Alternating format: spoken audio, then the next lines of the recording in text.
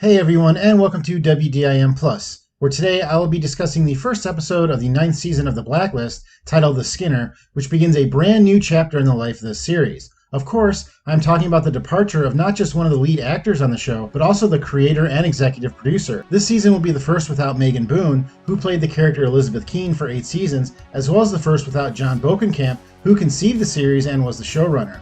This is hardly the first time the creator of a show has walked away from a popular project, but the loss of Megan Boone is one that will change the narrative of the show drastically, and we saw some of that evolution in the first episode without her. So here I will discuss all the changes for Season 9 of The Blacklist, while also talking about the characters and where I believe the show is headed. But first, I wanted to welcome you to WDIM Plus and ask that you please hit that like button to help support the channel. I will be covering The Blacklist all season, so hit that subscribe button for weekly videos after the episodes come out. Since The Blacklist premiered in 2013, the show has had its share of twists and turns as we have followed an FBI task force that included Keene as they tracked down elite criminals with the help and knowledge of Raymond Reddington, played magnificently by James Spader. There have been several times that Elizabeth Keene has been missing from the series, such as the first time that Raymond was led to believe that she had died during the show's 3rd season, as well as for a stretch of episodes in the first half of the 8th season.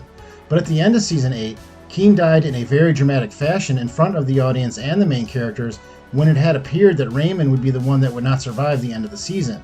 Megan Boone also released a message online thanking fans and the people she had worked with on the Blacklist, which cemented the fact that she would no longer be on the show. Since the 8th season finished, fans have been wondering not only what the series would look like now that this dynamic has changed, but also how it would be different than the last time Elizabeth Keene was thought to be dead. This presented a huge obstacle for new series showrunner John Eisendrath, who has been with the show since its first season, but after watching the first episode of the 9th season, I think they did an excellent job so far. The series picks up approximately 2 years after the death of Elizabeth Keene, and all the characters have moved on with their lives in different ways. I think the way each character moved on displays externally how they chose to cope with the death of Keene internally. Oram Mojtaba is now focused on work and doing it in the private sector so that he can keep his mind busy and build something without being reminded of the past. Alina Park is still using her skills that made her an asset to the task force, similarly to Oram, but she has also taken herself out of the field and is trying to start a new family, perhaps trying to replace the one that she lost when Elizabeth died. Harold Cooper, who was a father figure to Elizabeth, is now the legal guardian of Agnes and acts as a father to the group as well once they are reunited. Dembe Zuma, who once again proves how integral his part is to the show in this episode, is now an undercover special agent with the FBI as he continues to thrive even with despair all around him. Donald Ressler has moved as far away as he could from his former life, taking a job at an auto repair shop.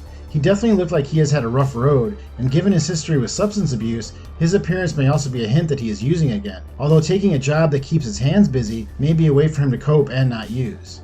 Like Ressler, Raymond also looks to be a shell of his former self, and unless I am mistaken, this is the first episode in which he has not worn some type of hat, which underscores the desiccated state he is in. After Elizabeth died in the 3rd season, Raymond drowned himself in an opium den so that he did not have to deal with the pain he was feeling. We see that instead of using drugs, it appears that Red has turned to some type of Mayan spiritual existentialism to deal with his grief. The first character we catch up with is Dembe, and as I have stated in a prior video, I truly believe that he is the heart of the show. During an FBI sting gone wrong, he is burned badly after a truck explosion. It was going to take something earth-shattering to bring the members of the task force and Raymond back together, and outside of something happening to Agnes, Dembe being injured is the only way that they would do it.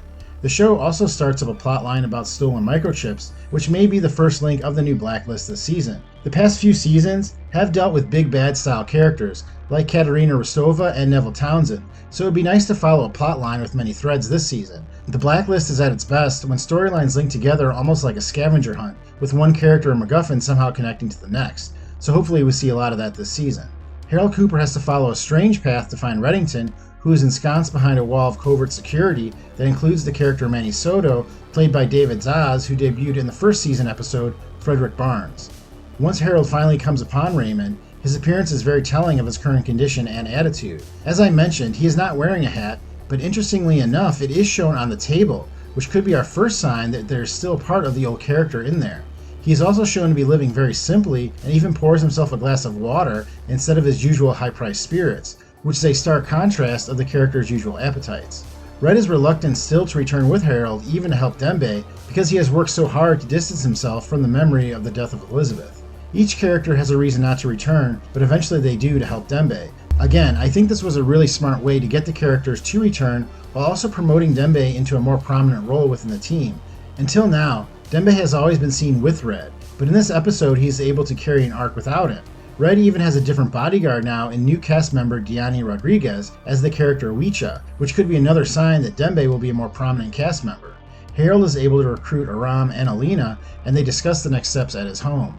I thought it was interesting that Aram pours himself a glass of scotch after not drinking alcohol before this season. This may be a hint that Aram turned to alcohol after the death of Elizabeth Keene, as he did smoke a joint before her funeral in season 3.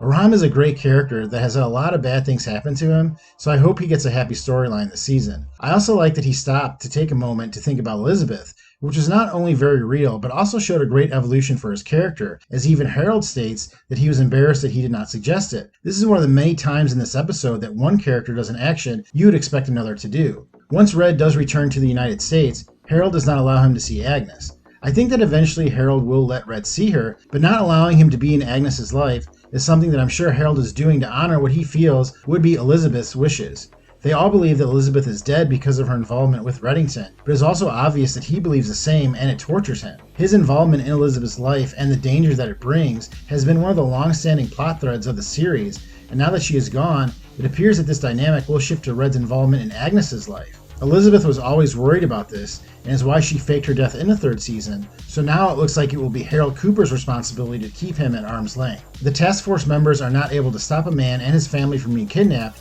and Harold turns to Red for help, which he at first declines. I thought it was interesting that Harold asks if Raymond turned him down because he will not let Red see Agnes. For most of the series, the stipulation for Raymond to work with the FBI was that he worked specifically with Elizabeth, and if she were not to be involved, he would also leave.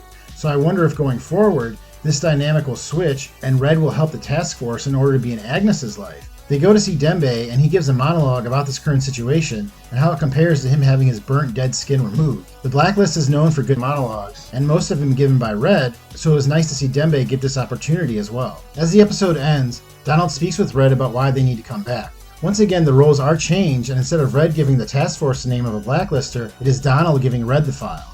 Donald reminds Red about why the Blacklist was started and how important it was to Elizabeth, and why there are reasons to continue their work. The task force can carry on with the Blacklist and use it as a conduit for their grief while also doing what they are best at. Each was trying to do this in their own way, apart from each other, but now they can come together and turn Elizabeth's death into something productive by continuing the work they started when she joined the FBI in 2013. It is really a smart way to tie the mythology of the show into a new narrative, and it's also believable given the way it was portrayed in the episode.